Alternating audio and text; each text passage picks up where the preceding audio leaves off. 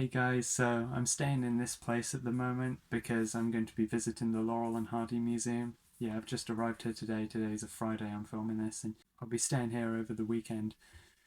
And yeah, we'll be visiting the museum, which is in Ulverston, which is where Stan Laurel was born actually, so that's cool. And me and my dad have wanted to visit here for ages. And also, it's very much like how me and my dad visited the Phil Silvers Museum earlier this year, except, this Laurel and Hardy Museum is going to be bigger than that. But yeah, still really enjoyed the Phil Silvers Museum. That was a really nice little place to visit. But yeah, this Laurel and Hardy Museum is going to be bigger. And yeah, I really am looking forward to it. I've seen like videos of it before and it just looks really nice. So yeah, I am really looking forward to going there. And also, there's some statues there, and I'd like to have a picture taken with those statues. I think that would be really cool. But yeah, those statues look really nice, and I've seen pictures of them before. So now I'll probably cut to me with the statues or me at the museum. So here you go, guys. So when we were on our way to the museum, we came across this inn, which was actually called the Stan Laurel Inn, which that's nice to see. And then you'll see next here, on the other side, it actually has a picture of Stan Laurel on it. So yeah, that's really cool. We also came across this picture of Officer Dibble from Top Cat. It was on an old police station, as you can see here. Yeah, I quite like seeing that, so that's why I'm including it in this video. And here, this made me really happy to see these statues. Yeah, me and my dad both got pictures taken with the statues, and it was just really nice to visit them.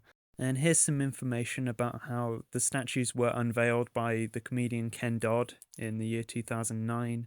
And there's also some information about who sculpted it in the first place. And yeah, here on the street they had some text there. Some of it's like names of Laurel and Hardy films, and some of it is also like quotes from them. And here we are, finally, at the museum itself. Now let's have a look at what's inside. And this was really nice here, how they had a whole list of all the films that Laurel and Hardy have been in.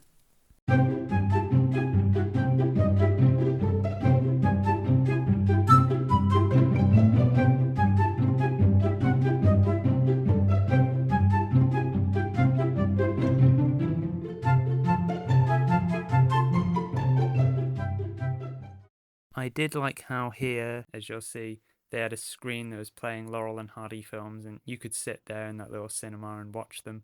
Yeah, I guess it's kind of similar to how in the Phil Silvers Museum they had Bilko episodes showing on the TV. And here it has information about the myths of the Stan and Ollie movie, and as great as that movie is, it did make up a lot of stuff. And it does say on here that it's still a great movie, so this isn't bashing the movie, it's just pointing out the inaccuracies in it. And this was really cool. They actually had some of the clothes and like hats that were worn in Laurel and Hardy films. So this was a waistcoat that James Finlayson wore. Then there's hat and trousers that Stan wore in Swiss Miss.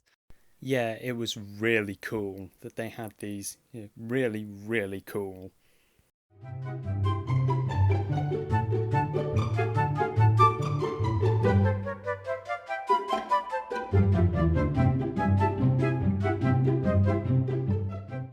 And here it says that the museum was founded in 1984, so it would be 40 this year. And there's the famous piano box, and here's Stan wearing that outfit.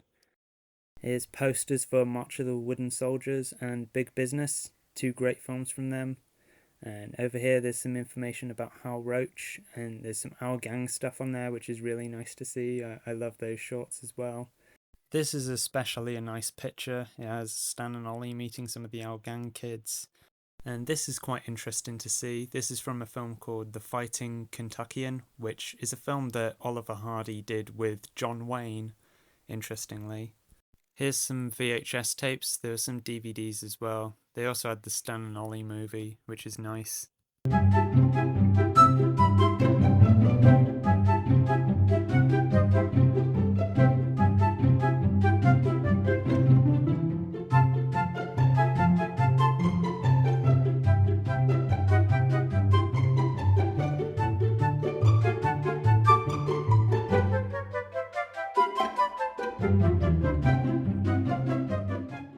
And they had this comic here, which is pretty interesting. Yeah, apparently Judge Dredd did a crossover with Laurel and Hardy in the comics.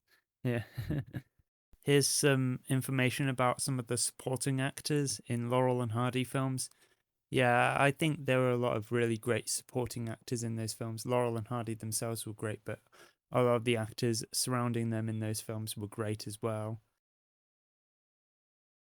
Here's some more VHS tapes and DVDs and some books as well, as you'll see there. Yeah.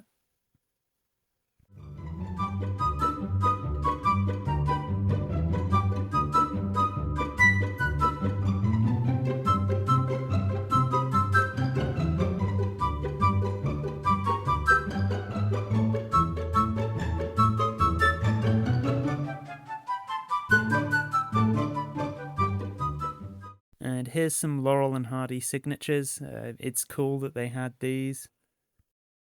And here was the gift shop, and as you'll see, they had some of that artwork, which, that artist's work is also sold at the Talking Pictures TV live events.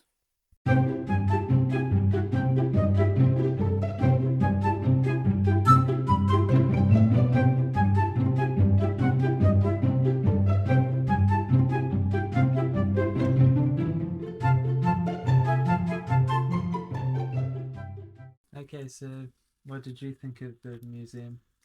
I really enjoyed it. It was nice, friendly welcome, and same as you. Sometimes we sort of saw it for, yeah, this is a fitting location for it.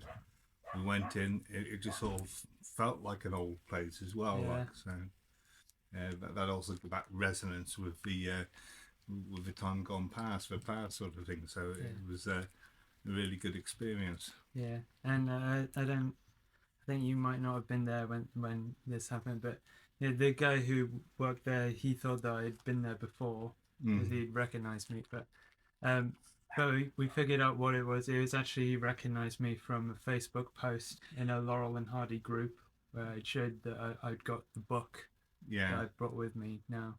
yeah, I thought that might have been Yeah. what happened. Like, so it just goes to show Yeah. you get noticed, don't you? Yeah. And stuff. No, I really enjoyed it, and it was really good having a look at Stan Laurel's actual hats, Yeah. and also Finn's waistcoat, which I think I can honestly say would have probably been slightly too small for me to get into. Yeah. Although we're more or less the same build, obviously. Yeah. Yeah, maybe that's all we have to say. So, yeah, I guess I'll cut here. And on our way back home, we stopped off in Morecambe to visit this statue of Eric Morecambe. Of course, he's one half of another classic comedy duo, Morecambe and Wise, and of course, Morecambe is where he was born, and he changed his last name to that because of that was where he was born. As you can see here, my dad was doing the adjusting the glasses thing, and yeah, I tried doing that as well, but I think my dad did it a bit better than I did. And it says here that this statue was unveiled by Her Majesty the Queen, yes, the late Queen, back in 1999, so that's pretty cool.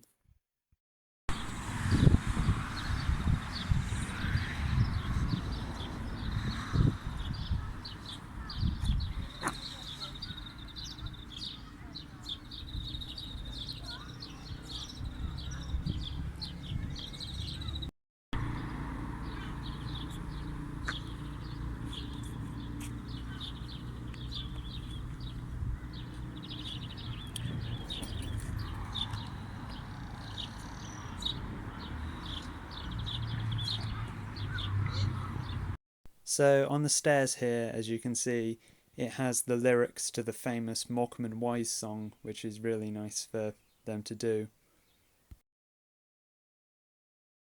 So I hope you enjoyed that video as much as I enjoyed traveling there. Yeah, I really had a great time. Hopefully I could do more of these travel type videos in the future.